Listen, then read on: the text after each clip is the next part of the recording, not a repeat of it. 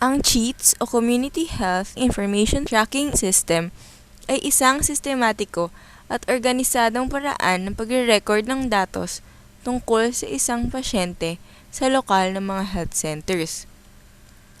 Gamit nito ang isang ekstensibong computer system na konektado sa internet at sa mga barangay na may CHEATS. Sa halip na sa papel isulat ang datos ng bawat pasyente, ito ay itatala at ilalagak sa isang computer. At dahil nakaimbak rin sa loob ng internet ang mga datos na ipinapasok sa CHEATS, hindi basta-basta mawawala ang mga impormasyong ito. Natutulungan ng CHEATS ang ating mga doktor, nurse, midwife at BHW na mamonitor ang lagay ng mga pasyenteng ipapakonsulta sa health center.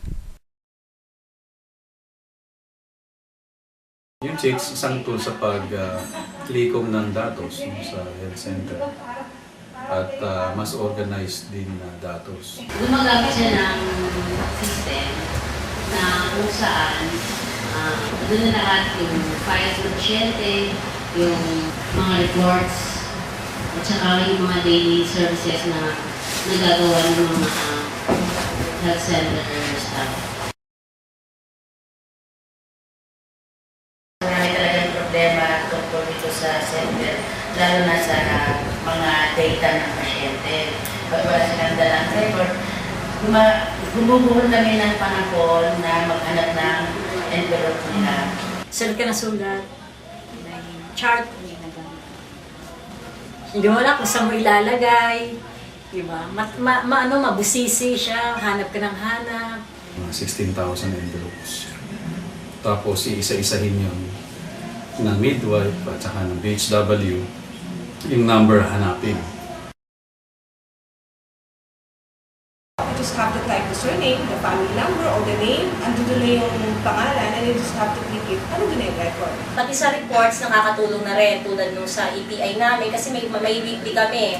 Dati nung binibilang namin talaga sa TCN. Madali mong siya i-click, madali mong hanapin. Mabalikan si pasyente.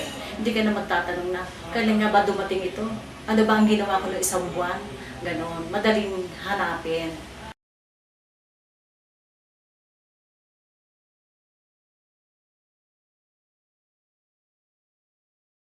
Nung makita ko siya, syempre natakot ako kasi baka masira ako siya. Hindi ko siya hinahawakan, natatakot ako. Pero sabi nila, hawakan mo kasi para matuto ka. Ay, hindi ko alam kung anong pipindutin namin sa computer. Pero nag-training kami ng at least 1 month. First time namin, una pinaglaro muna kami kasi sabi nga, kailangan matuto ka muna kung ano ng chips, mag-computer.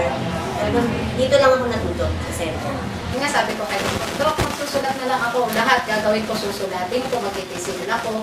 Huwag lang ako mag-computer. Pero nung natuto ako, mas madali pala. Mas sabi ni Doc, ay nako, lahat dadaan tayo sa computer. Hindi pwedeng huli kayo matuto. Kailan ang susunod na bakuna ni Baby Vincent? Gaano po karami ang may high blood sa Barangay 184? Ikailang buwan na ba ang gamutan ni tatay? Kailan ulit kaya ako babalik para sa 3rd prenatal check-up ko? Sa CHEATS, madali at mas mabilis na lalaman ang mga impormasyon tulad nito, pati na din ang estadong pangkalusugan ng komunidad. Kung ano ang mga sakit na laganap dito, sino ang karaniwang naapektuhan nito, sapat bang nagagamot ang mga ito, nakatatanggap ba ng wasto at nararapat na serbisyo gaya ng bakuna at prenatal care ang mga sanggol nanay at iba pa? Marami ng mga health centers ang gumagamit ng CHEATS, hindi lang sa NCR kundi sa iba-ibang bahagi ng Pilipinas na rin. Kaya, bakit di nyo na rin simulan sa barangay nyo? Tandaan, kung may CHEATS sa bawat barangay, mas gagaan ang buhay.